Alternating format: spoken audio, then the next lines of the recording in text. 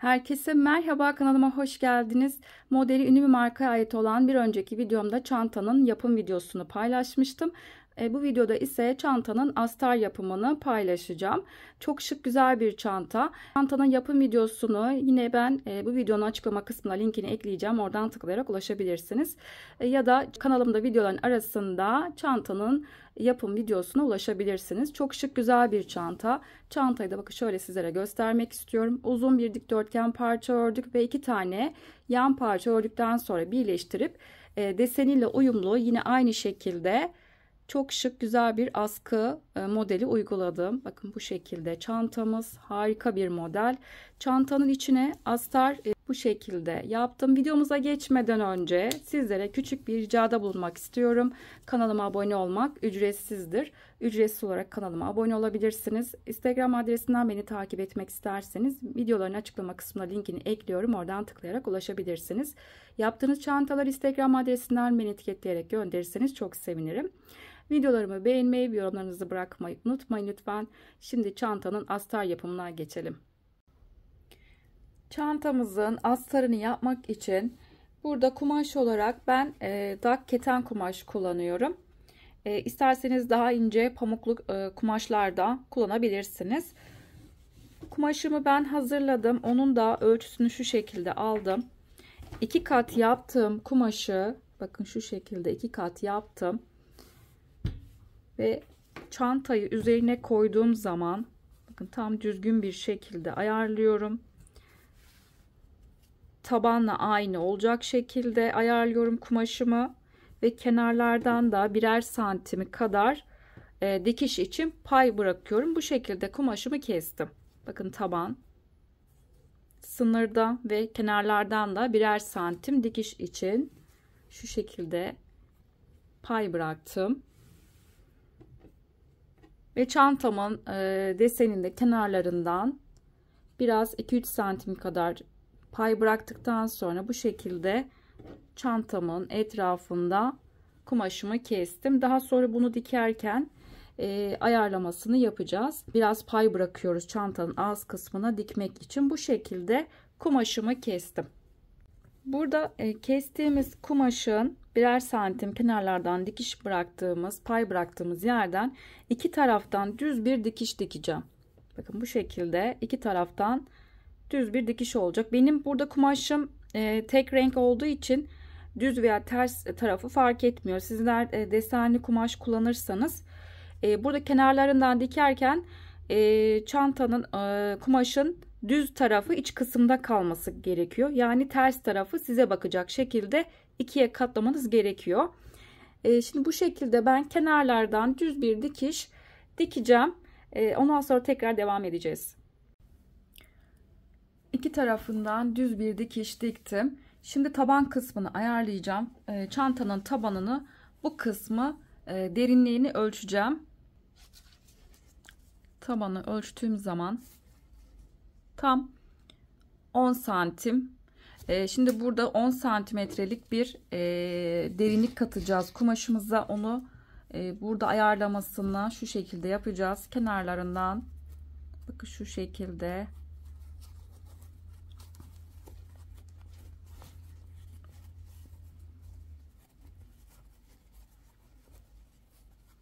tam ortaya denk getiriyorum diktiğim yeri.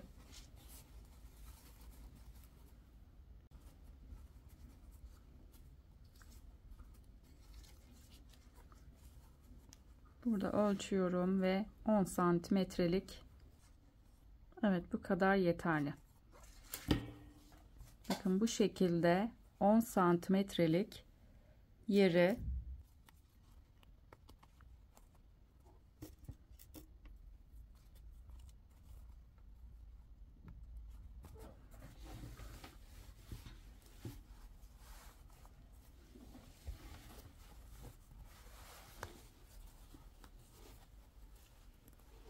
bakın şu şekilde iğnenin olduğu yerde düz bir şekilde dikiş yaptığım zaman burası 10 santimetrelik bir derinlik olmuş olacak. Bakın burasını biz köşelerden bu şekilde katlamış olduk.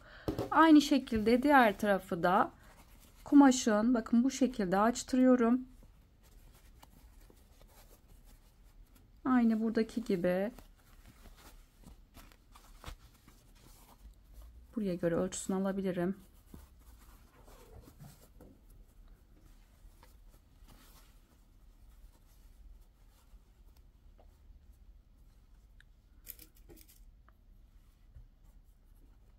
Tam kenardan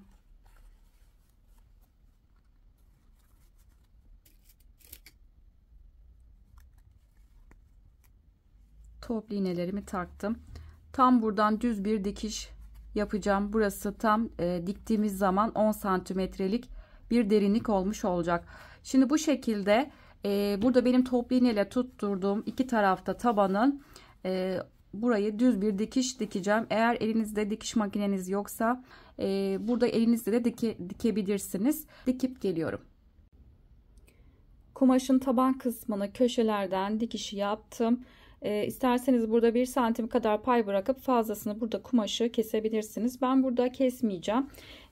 Bir tarafını yaptım ben. Tabana doğru bu yaptığım kumaşın fazlalık olan kısmı tabana doğru denk getirdim ve burada küçük bir burayı dikiş atacağım. Burada yaptığım gibi sadece ucunu dikeceğim. Böyle taban kısmında kalmış olacak. Şu şekilde kumaşı açtığım zaman bakın tam taban kısmında altta kalmış olacak burası. Dediğim gibi isterseniz kesebilirsiniz. Aynı şekilde bu tarafı da dikip geliyorum. Tabanı diktikten sonra ben kumaşı çantanın içine yerleştirdim. Kumaşın ağız kısmının ölçüsünü almak için bu şekilde çantanın içine yerleştirdim. Ters tarafı dışta kaldı. Bakın temiz görünen düz tarafı çantanın içine bu şekilde kumaşımı oturttum. Şimdi burada ben makasla kesik attım. Onu da nasıl yaptığımı paylaşacağım. Bakın şu şekilde bizim çantanın ağız kısmında askının olduğu yere kadar düz geliyor burası ve arkasından aşağı doğru bakın eğimli bir şekilde iniyor. Bunu da düzgün bir şekilde ağız kısmına kumaşımızı ayarlayabilmek için askıya kadar askının olduğu yerden birazcık 1-2 santim kadar aşağı doğru makasla kestim iki tarafı ve bu tarafı da bakın tam bizim yan parçanın birleştirdiğimiz yani askının bittiği yere kadar da burası düz bir şekilde indiği için de hem birleştirdiğimiz yan parçayı birleştirdiğimiz yerden aşağı doğru 2 santim kadar kesik attım. Bu şekilde burayı daha sonra kumaşı iç kısmına buradan içe doğru kıvıracağız. Aynı zamanda burayı da kesik attığımız yerden aşağı doğru bakın iç kısmına kıvırdım. Rahat bir şekilde burada çantanın ağız kısmını dikmek için bu şekilde yapmış oldum. Aynı şekilde burayı da kenarlardan iç kısmına kıvıracağım. Diğer tarafa da aynı işlemi uyguladım. Şimdi bu ayarladığım yerden makineyle dikeceğim. Bakın şu şekilde tam ölçüsünü alıyorum. Burada düzgün bir şekilde kumaşımı yerleştirdim. Ardından tam bu kısmı dikeceğiz ve bu şekilde iç kısma kestiğimiz yerlerden kumaşı iç kısma alıp makineyle dikeceğim. Dikip geliyorum. Kumaşı ben diktim. Kesik attığım yerlerden içe kıvırıp kumaşımı kenarlardan çantanın ağız şekline göre dikişimi yaptım. Şimdi bunu düz tarafı dışa gelecek şekilde kumaşımı çevirdim. İşte bu yaptığımız astarın bir de cep yapacağız. Benim kumaşım yetmediği için küçük bir cep yapacağım. Sizlerin kumaşı elinizde varsa daha büyük cep yapıp ortadan da dikiş atıp ikiye bölebilirsiniz. Cebinizi ortadan dikiş attığınız zaman büyük cep yapınca iki ayrı göz olmuş olacak. Ben burada küçük bir cep yapacağım. Ben burada hazırladım cebi. Buradaki cebin ağız kısmını 2 kat olacak şekilde içe kıvırdım. Daha sonra bunu makineyle diktim. Ardından kenar kısmını burada içe kıvırdım. 3 bir tarafını içe kıvırdıktan sonra ütüledim rahat dikebilmek için. Şimdi bu şekilde cebi ayarladım. Kumaşımı aldım. Burada tam bakın tabana doğru tam ortalıyorum kumaşın. Biraz aşağıdan tabana doğru buraya denk getireceğim. Kolay dikebilmek için tam dikeceğim noktaya burada cebi ayarladım ve tabana doğru bakın burada en az 3-4 santim mesafe var. Buraya cebi üzerine yerleştirdim. 3 kenarına toplu iğne ile tutturduktan sonra şimdi kolay bir şekilde 3 kenarını dikip geleceğiz. Burası ağız kısmı, burayı dikmeyeceğiz. Önceden burayı makineyle diktik. 3 kenarını dikip gelelim. Aynı cepten bir tane de karşısına yaptım. Karşılıklı bu şekilde 2 tane cep olmuş oldu. İsterseniz burada tek bir tane büyük cep yapıp ortasından da makineyle dikiş attıktan sonra 2 göz olarak kullanabilirsiniz. Bu şekilde cebi diktik. Daha sonra astarın diğer tarafını çeviriyoruz. Ve temiz görünen cepli kısım çantanın içte kalıyor. Ters tarafı da dışta kalacak şekilde çantanın içine astarımı koydum. Bakın bu şekilde kenarlarından da tam toplu iğne ve aparatlarla kenarlarından tutturdum. Şimdi bunun kenarlarından dikişi yapacağız.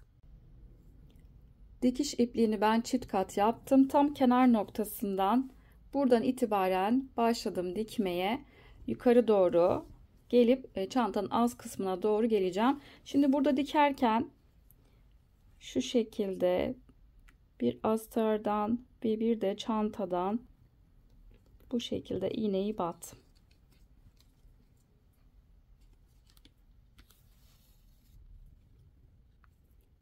Tekrar astar ve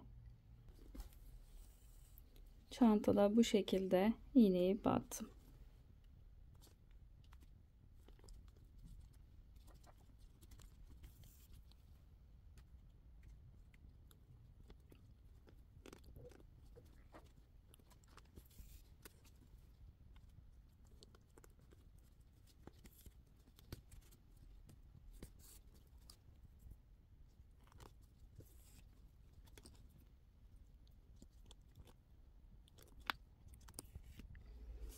Bu şekilde kenarlardan dikişimizi yapalım. Sonuna kadar gelelim. Çantanın astarlamasını tamamladık. Bakın şu şekilde dikişini yaptım ve orta kapanma yerine mıknatıslı çıt çıt diktim. Görünüşü bu şekilde çantamızın astarı. Çok şık, güzel bir çanta oldu. Yapacaklara şimdiden kolaylıklar diliyorum. Bir videonun daha sonuna geldik. Kanalıma abone olmak ücretsizdir. Ücretsiz olarak kanalıma abone olabilirsiniz. Instagram adresinden beni takip etmek isterseniz videoların açıklama kısmında linkini ekliyorum. Oradan tıklayarak ulaşabilirsiniz. Yaptığınız çantaları Instagram adresinden beni etiketleyerek gönderirseniz çok sevinirim. Videolarımı beğenmeyi, yorumlarınızı bırakmayı unutmayın lütfen. Bir başka videoda görüşünceye dek hoşça kalın.